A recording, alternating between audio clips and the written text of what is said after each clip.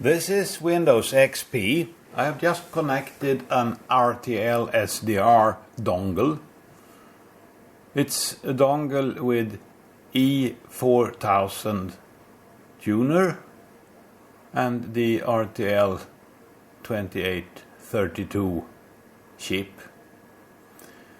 In Windows we get this welcome to new hardware, and it is not a good idea to use this standard installer. It might install the drive routine to use this dongle as it is intended, that is as a TV receiver. So interrupt this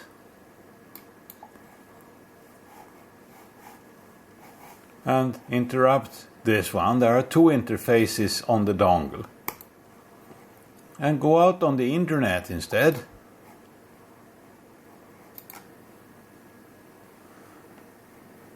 So search for SADIG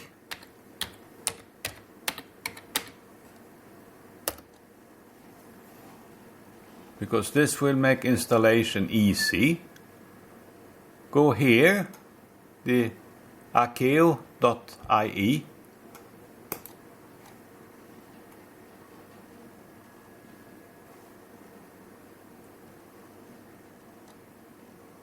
and we are running Windows XP, so this is the file needed.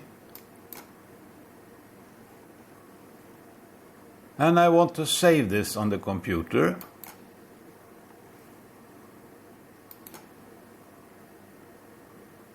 And I don't know where to save it, so I put it directly under root to move it somewhere else later on.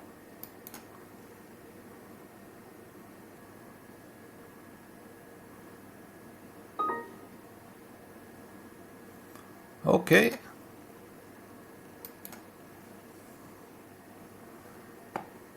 Well, I can leave it where it is. This computer and local disk. And here we have the SADIG. So I make an icon for it. Send to desktop. And I don't need this anymore. And here is SADIG. Run it.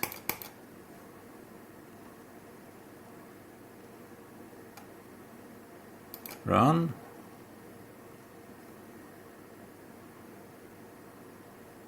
Check for updates. Why not? Yes.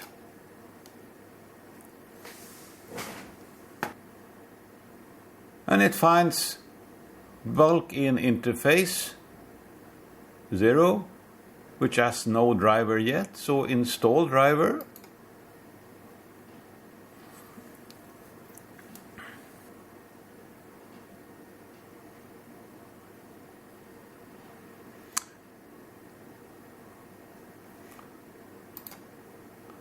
And then there is another one, bulk-in interface 1, which has no driver, so I install a driver there. The USB stick has one device for the data and another one for the optical interface. And one of them is of course not needed. We don't use the optical interface normally in SDR, but it's nice to have something installed there to make Windows satisfied having drive routines everywhere.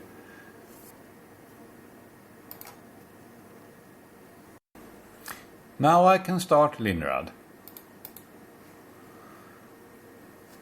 There are no parameters before on this installation. I declare myself as a normally skilled person, that is S, and enter. This is a small screen. I want small fonts. Process priority, no special. The size of the window, I make it in percent, so I say N here. The full width, and maybe 94 for the height, I have to leave room for this little line in the bottom. Click on the new window. I press W to save what we got so far, and then U to configure the input. And I have to select A first. And this is the RTL2832 USB dongle that I have connected to the computer, so I press H.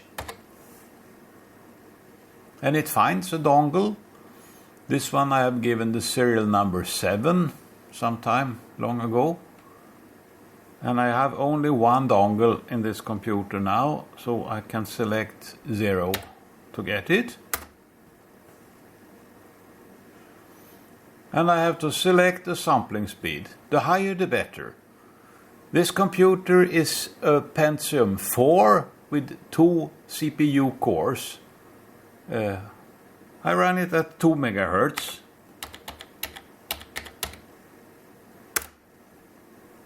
And the input is to get the E4000 tuner, I make the 0 to get input on the tuner. The other alternatives needs a modification on the dongle, but by using them one can use the dongle directly on the HF. The sampling frequency is 28 MHz or something like that. Enter gain mode. I go for linearity, that's 2. And I don't know anything about the frequency calibration at this stage. Output, that's B. And I don't use port audio. And I use the SB live for output, that's 0.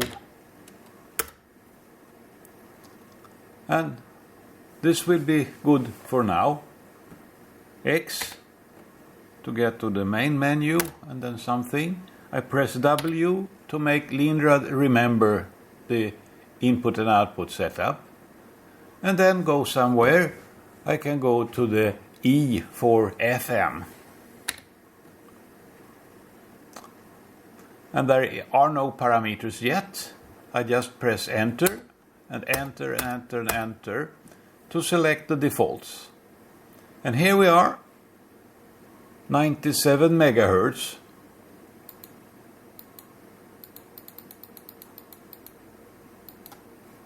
It could be a good idea just to click here and then again, and then set a low frequency here, maybe nothing, and a high frequency here, maybe or something.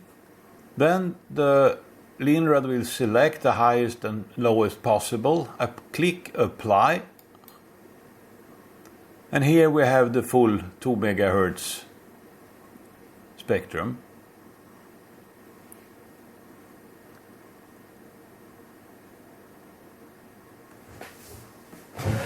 I can switch on a signal generator and set it to 96.8 megahertz, and it's very strong. It's now minus 13 dBm. I have to make a reasonable level, set maybe minus 80 here.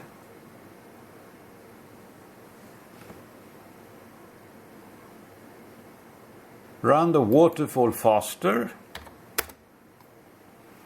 So here is the signal at 96.8.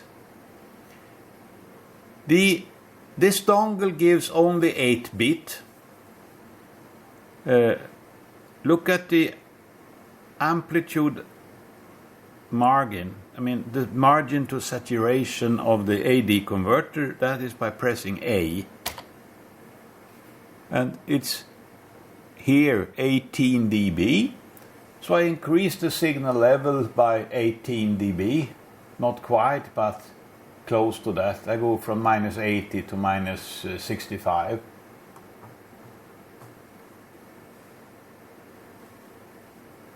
Now we are 8 dB from saturation. The noise floor is very high. It's around 50 decibels. That's because this 8-bit are all the way up to the most significant bit on the 16-bit variables. Linrad doesn't like this. In a later stage when running the noise blanker, this would be a too high noise floor. So I go out to the parameter menu, that is X, and P for parameters. And I can set the first FFT amplitude to 20 rather than 2000. That will be 40 decibels lower levels inside the Linrad.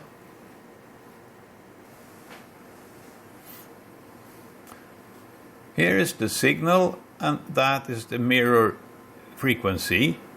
We need to calibrate the dongle for the balance between I and Q in phase and in amplitude.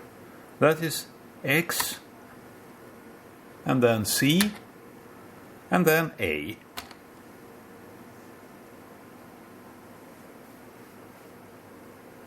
And we need to move this near to the center to check that the signals are not placed exactly on the DC component for the center segment out of the 32 segments in the calibration.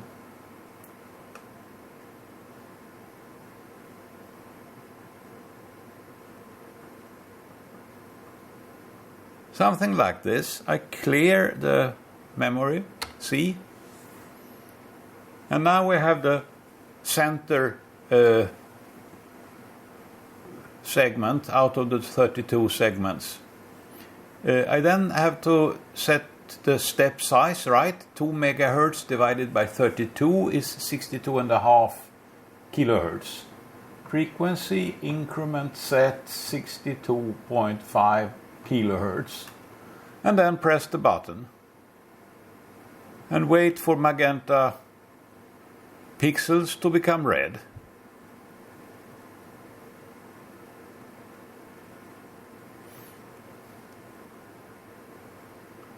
So this is the standard procedure for calibration of everything that has an I and Q,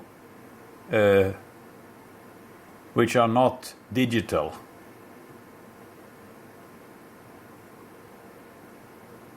That means that they don't have a well-defined amplitude and phase relation.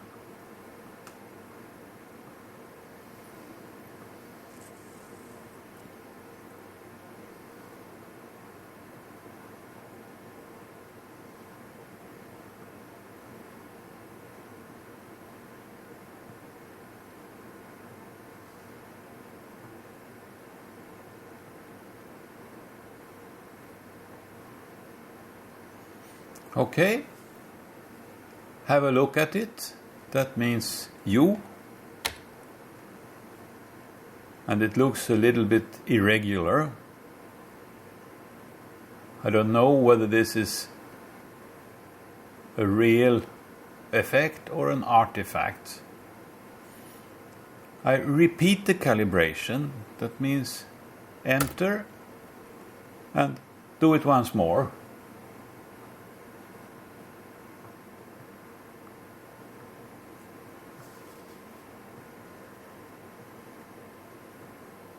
And you can see that the level goes up and down. And here is a region where it was good.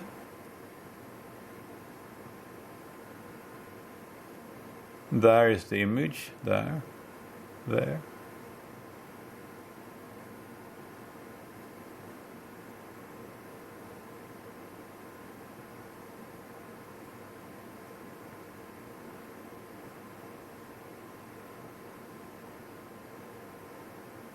Like that. Compute the new.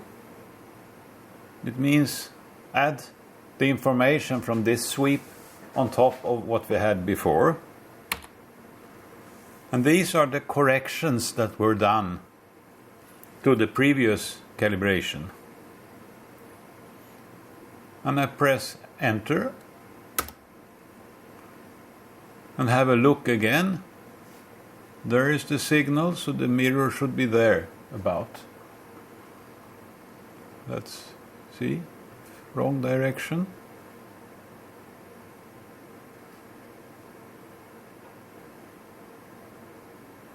Now it seems very good.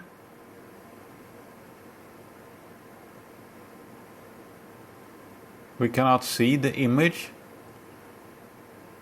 because the noise level is rather high. So I don't have to go further. I just save this calibration that we got, S, and then X, and back to the processing screen.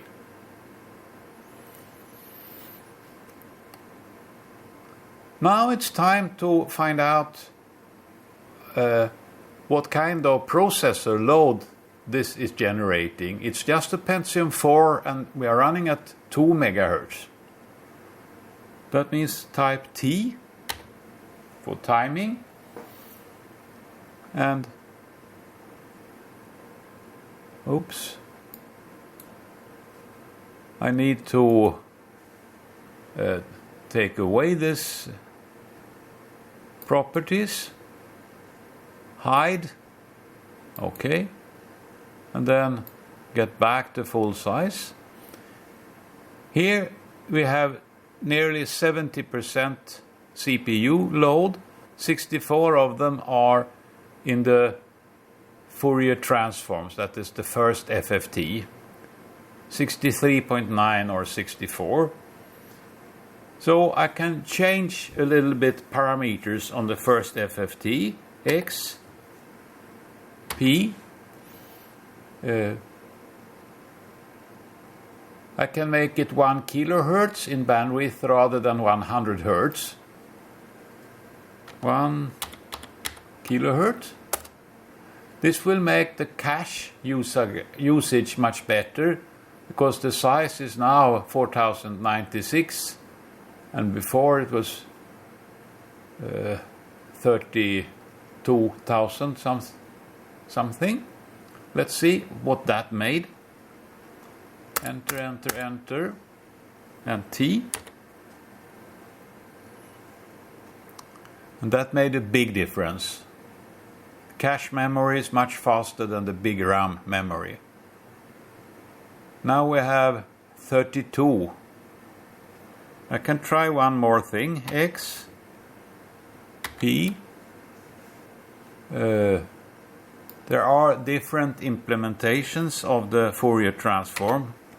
The highest one is sometimes better. P. Yeah, 28%. This is good, no problem. We have changed the transform size, so the window has changed. I can move it inwards a bit like this.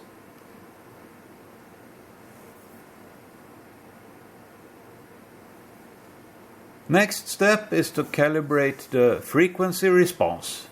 For that I will connect a pulse generator. This pulse generator has a 555 as an oscillator. The frequency can be set by the knob and the 2 switches. It's followed by a divide by 2, a 74 AC 74, which in turn drives a 6-fold ACT 74 ACT 04 with all the gates in parallel. They are connected through a capacitor and the resistor to form a 10 nanosecond long pulse. Then I run that pulse through this attenuator because the pulse is 5 volts in amplitude and that is far too much for an RTL-SDR dongle. First, have a look at the amplitudes, that is A, and the AD converter is saturated. I need less gain.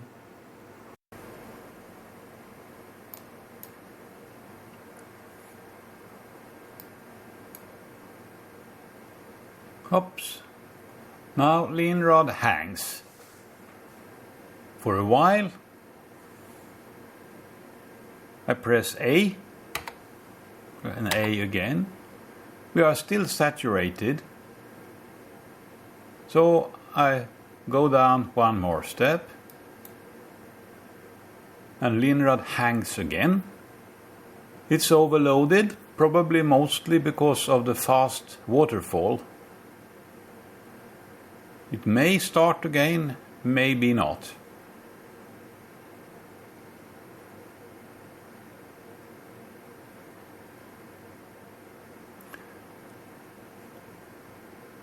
Seems I have to close. Go to the box up here and close that.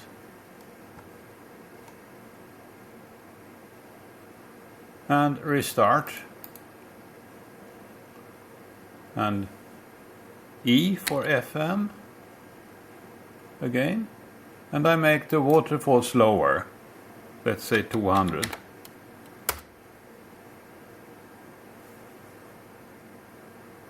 That was a little bit too slow, maybe 50. Looks good. And now I can probably step this up and down. No, not really.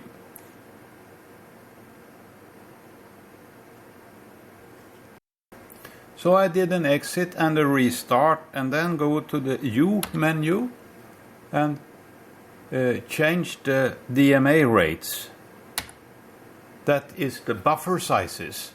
And I force very big buffers for the USB to say 10 Hertz, that means 100 milliseconds for the buffers.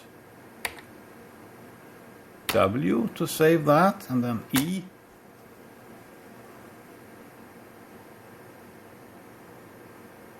And then I try again the gain controls.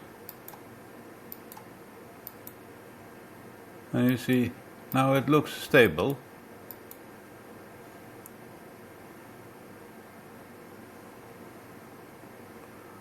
So let's go for 0 here and look at the amplitudes. It's still saturated. 10 dB attenuation. 3 dB margin. This is fine. Now I can go for calibration. X, C, B. Now we have 350 pulses per second.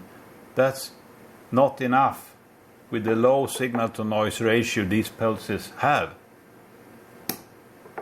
And it's a wide bandwidth thing. We can go for, this is maximum for this generator, 7 kilohertz or nearly 8 kilohertz. Press enter.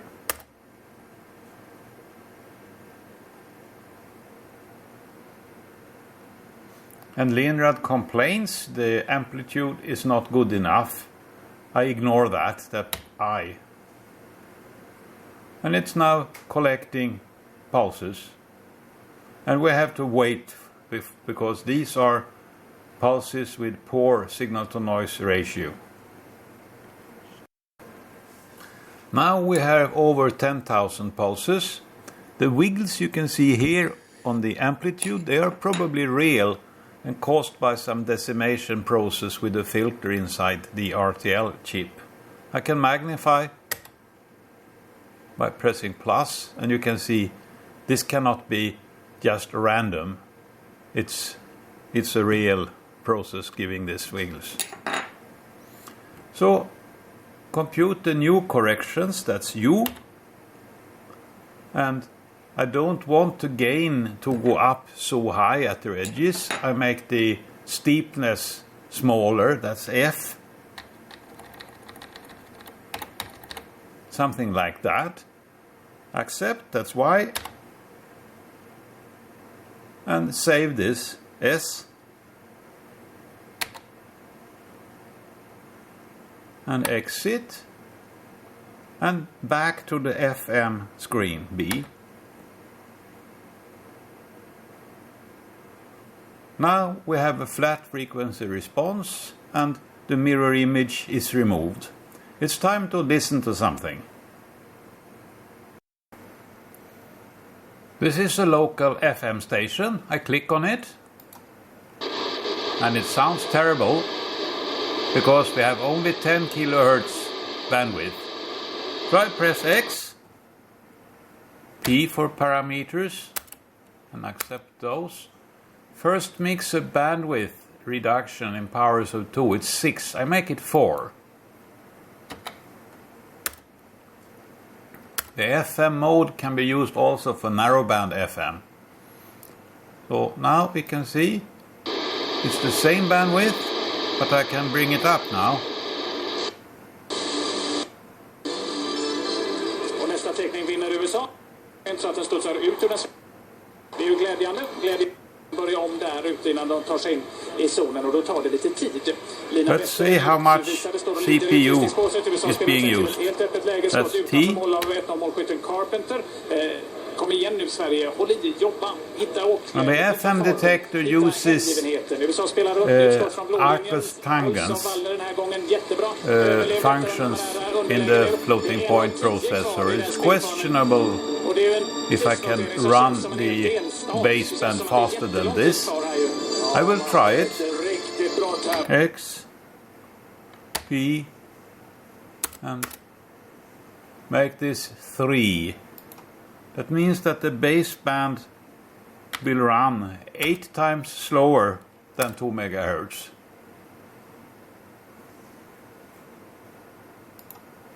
Skott ifrån backposition ifrån Bosek som höjer klubban, skjuter på tecken. Som var första svenska I skottlinjen, jättebra undan med pucken. Now the CPU load is 94%, but it sounds okay. Ja, Fanny Rask får till slut ut den via en backhand ner I den amerikanska zonen I denna semifinal.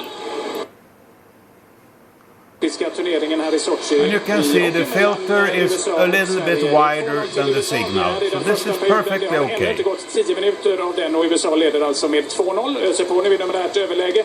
Let's look for something else. Backen så småningom Hillary så får iväg ett skottläge som målvakten räddar. Skottet I sista läget.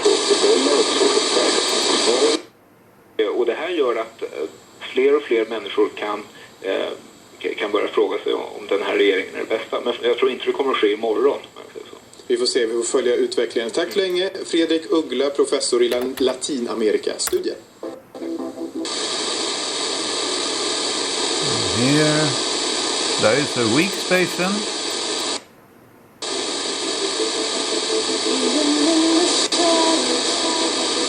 Another one. So I can switch off the stereo here. Then it's okay.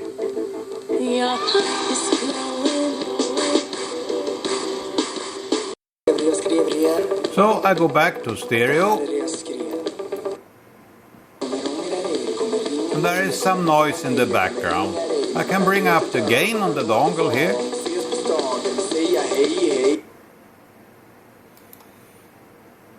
And this caused a problem, but now the signal is strong. And it's noise-free in stereo.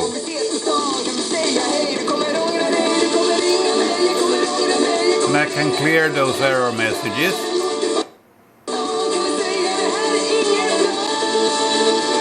And if I check the what is it called? I have forgotten this thing. Control-Alt-Delete.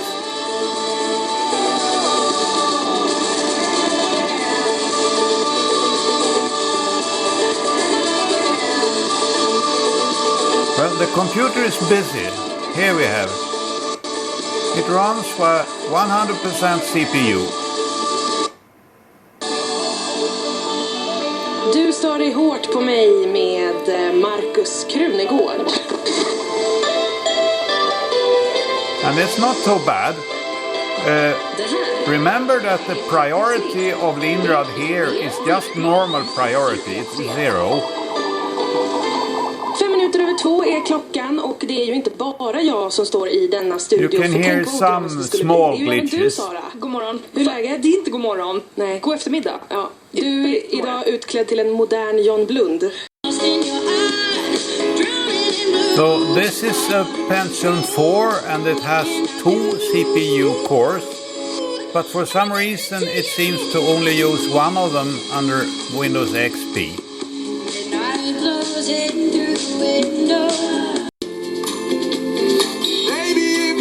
I have now gone into the BIOS setup and enabled hyperthreading. This computer doesn't have 2 CPU cores, it has hyperthreading instead. And we can see now it isn't 100% anymore. It runs at 79 or 80% or something like that. My house in Budapest, my hidden treasure chest, golden grand piano, my beautiful Castillo, you. Ooh.